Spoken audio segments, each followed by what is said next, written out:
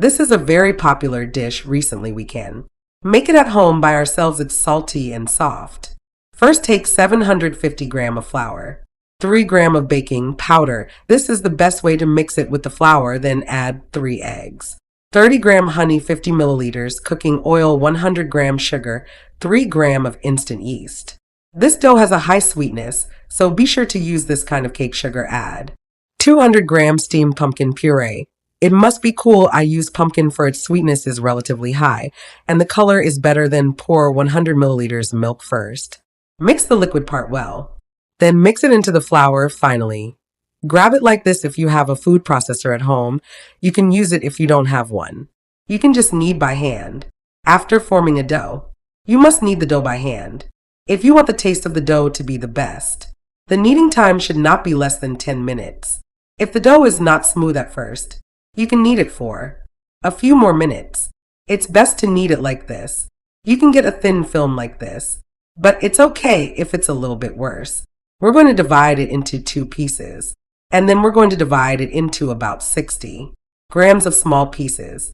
And we're going to knead it into a bun, and then we're going to cover it with a plastic wrap. And we're going to let it sit for 10 minutes. And then we're going to make it into a long and thin dough. It's about the thickness of a little thumb. Then the right-hand side, wrap it up from the bottom. Wrap it up the left one. Put it down, then pinch the 2 ends. If it's not firm, twist it a few times. And put it in the center. Such a flower bud shape is done. After it's all done, cover it with plastic wrap or a plastic bag and let it rise until it's twice as big. The time it takes to rise is not fixed. Things that rise must have a high indoor temperature and ferment quickly. If the indoor temperature is low, the fermentation will be slower. So we don't look at the time.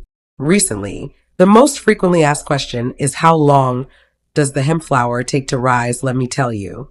The dough is made of high oil, high sugar, and we added eggs to it when we kneaded it. During the kneading process, we added a lot of strength to it. So the dough is very tight.